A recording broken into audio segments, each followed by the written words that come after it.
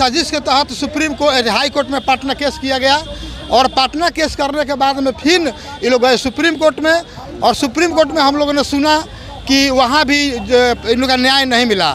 तो जब supreme court के द्वारा ये कहा गया कि आरक्षण 50% से आगे नहीं जा सकता है, तो केंद्र की सरकार EWS के नाम पर 10% आरक्षण दे करके 50 का जो सीमा है उसको तो पार कर गया। जितना हिस्सेदारी है उतना भागीदारी मिलना चाहिए और निजी क्षेत्रों में या चाहे न्यायपालिका हो, पत्रकारिता हो, कार्यपालिका हो, सभी में आरक्षण मिलना चाहिए। आपको दिखाने की कोशिश करेंगे, थोड़ा हटिए नेताजी। आप देख सकते हैं कि भारत मुक्ति मोर्चा और राष्ट्रीय पिछड़ा वर्ग मोर्चा, थोड़ा हटिए, न्याय के लिए आंदोलन रखा और इसकी मुख्य मांगों को देखिए मुद्दा भी रखा गया है यहाँ पर। जाति आधारित जनगणना और संख्या के अनुपात में सभी क्षेत्रों में हिस्सेदारी के समर्थन में, और दूसरा है चुनाव में EVM मशीन से हो रही धांधली के विरोध में तथा बैलेट पेपर के समर्थन में तथा बिहार जीविका कैडरों के विरोध में, बिहार सरकार द्वारा लाए गए काला कानून के विरोध में। अब हमारे पीछे देख सकते हैं जीविका दीदियाँ भी हैं और कुछ लोग नेतागण उनसे बात करेंगे। सर क्या नाम होगा आपका? मेरा नाम हुआ गोरखनाथ पासवान। आज आप लोग सड़कों पर उतरे हैं, क्या उद्देश्य है सर? उद्देश्य है कि राष्ट्रीय पिछड़ा वर्ग मोर्चा और भारत मुक्ति मोर्चा के संयुक्त आह्वान पर और माननीय वामन मेश्राम साहब और चौधरी विकास पटेल जी के आह्वान पर ये 4 चरण का आंदोलन है, जिसमें मुख्य मुद्दा है कि जाति आधारित जनगणना कराया जाए, नहीं तो कुर्सी खाली किया जाए। उसके बाद यानी कहने का मतलब है कि जाति आधारित जनगणना नहीं हो रहा है उसके विरोध में, जाति आधारित जनगणना कराने के समर्थन में। उसके बाद भारत में पारदर्शिता और निष्पक्ष और मुक्त, कदाचार मुक्त चुनाव कराने के लिए बैलेट की ज़रूरत है।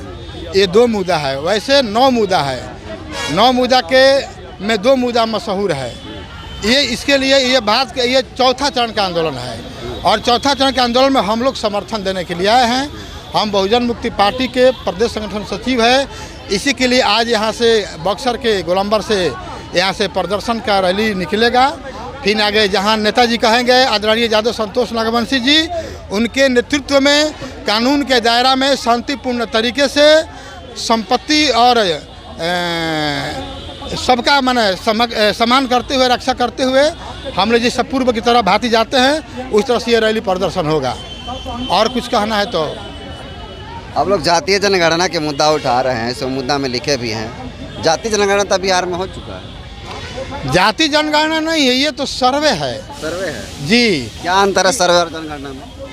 ये सर्वे होता है जो केवल गणना होता है और जनगणना केंद्र का ये मामला है जी, पूरा देश में कराना जी। सेंसस जिसको कहा जाता है, हाँ, सेंसस नहीं करिएगा तो मान्यता स्टेट को नहीं मिलेगा।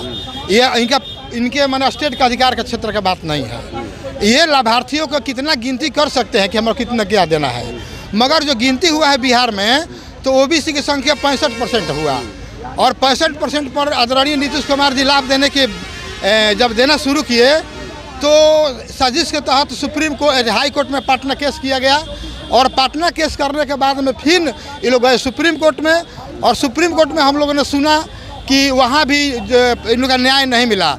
तो जब सुप्रीम कोर्ट के द्वारा ये कहा गया कि आरक्षण 50% से आगे नहीं जा सकता है, तो केंद्र की सरकार EWS के नाम पर 10% आरक्षण दे करके 50 का जो सीमा है उसको तो पार कर गया और उसमें 65% फिर क्यों ये लोग रोक रहे हैं?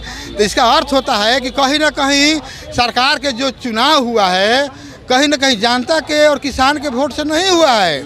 इस आधार पर फैसला से साबित होता है, अन्य समाचार से पता चलता है आम आवाम से, सोशल मीडिया के जरिए से कि ये जो सरकार है सरकार सही काम नहीं कर रही है। तो हमारा जब अधिकार नहीं मिलेगा, ये लोकतंत्र हमारा, ये धरती हमारी है, ये संविधान हमारे बाबा साहब लिखे हैं हमारे अधिकार देने के लिए, और उसके विरोध में जब सरकार कदम उठा रही है, काम कर रही है, अब तो हमको रोड पर उतारना ये स्वाभाविक मजबूरी हो गया। इसीलिए हम लोग ये अपना सरकार को चेतावनी देते हैं कि आप अपने जो संविधान कहता है उस रास्ते पे आइए। क्या परिचय होगा सर? मेरा नाम हुआ गोरखनाथ पासवान, बहुजन मुक्ति पार्टी के हम बिहार के प्रदेश संगठन सचिव हैं। और थोड़ा सा पीछे हटो, देखिए यहाँ पर लिखा हुआ है OBC को प्रतिशत जो है प्रतिनिधि जा रही हैं आरक्षण को लागू करो और देखिए ईवीएम हटाओ और लोकतंत्र बचाओ, बैन ईवीएम। कहाँ ईवीएम को बैन करवा रहे हैं आप लोग? सर ईवीएम से घोटाला किया जा सकता है। इसका मैं एक छोटा सा उदाहरण दे रहा हूँ कि जो भी व्यक्ति हैं आज के डेट में डिजिटल इंडिया के नाम से जाना जा रहा है, हर लोगों के बीच में आज एंड्रॉयड फ़ोन है, तो उससे हम सारा काम कर लेते हैं और इससे हम देख लेते हैं कि कितना हमारे अकाउंट में पैसा है। लेकिन प्रूफ करने के लिए हमको बैंक में जाना पड़ता है। मान लीजिए कि हमारे पास एटीएम है और एटीएम से हम मशीन के द्वारा पैसा निकालते हैं तो उसे पता चलता है कि मेरे अकाउंट में 5,000 रुपये हैं। तो 5,000 रुपये से मैंने मान लिया कि 2,000 रुपये निकाल लिए, तो कितना शेष बचता है वो मेरे को प्रूफ होता है उसका मतलब पर्ची से।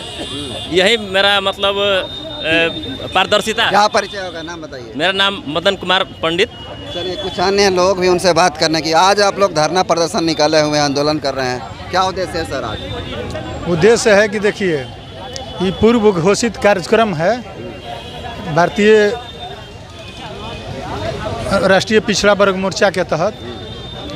तो जो सरकार के द्वारा आरक्षण का विरोध किया जा रहा है, हम लोग आरक्षण के सवाल पर जो संविधान का संशोधन कर रही है, सामंतवादी मनुवादी विचारधारा के जो आरएसएस के बैठे केंद्र में लोग हैं, उनका हम लोग विरोध प्रकट कर रहे हैं कि जो आरक्षण मिलना चाहिए या जो जातीय आधारित गणना हम लोगों का होना चाहिए नहीं हो रहा है। केंद्र सरकार जातीय जनगणना नहीं करा करके जितना हिस्सेदारी है उतना भागीदारी मिलना चाहिए और निजी क्षेत्रों में या चाहे न्यायपालिका हो, पत्रकारिता हो, कार्यपालिका हो, सभी में आरक्षण मिलना चाहिए। यही हम लोगों का मांग। जातीय जनगणना की बात कर रहे हैं, मुद्दा उठाए। बिहार में तो जातीय जनगणना हो चुका है। नहीं, बिहार में जातीय गणना हुआ है, जातीय जनगणना नहीं हुआ है। तो हम लोगों का केंद्र सरकार के द्वारा जातीय जनगणना हम लोग कराने की मांग कर रहे हैं कि जितना जिसकी जाति की जनसंख्या रहेगा उसका उतना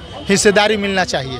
उसी के सवाल पर आज पूर्व घोषित कार्यक्रम के तहत पिछड़ा वर्ग मोर्चा, बहुजन मुक्ति मोर्चा के तहत आज भारत बंद का आह्वान है। जीविका दीदी भी आई हैं सड़क पे, उन लोगों का क्या उद्देश्य है? उन लोगों को भी साथ लाएं। उन लोगों का मांग है, वो लोग भी इस मांग में सम्मिलित हैं। चूँकि सभी लोगों को गणना चाहिए, जातीय जनगणना होना चाहिए, सबको हक और अधिकार मिलना चाहिए जो संविधान में है। बाबा साहेब अम्बेडकर का दिया हुआ संविधान में जो आरक्षण है, जिसके तहत आरक्षण मिलना चाहिए, उस आरक्षण को लेकर उन लोगों का भी अपना हक और अधिकार की मांग है। क्या परिचय होगा? हमारा परिचय हुआ डॉक्टर राजीव कुमार, जिला परिषद सदस्य नवानगर पूर्वी। चलिए, तो आप जीविका दीदियों से भी मिलते हैं, उनसे बात करने की कोशिश करते हैं कि उन लोगों का उद्देश्य क्या है। कट कर दो।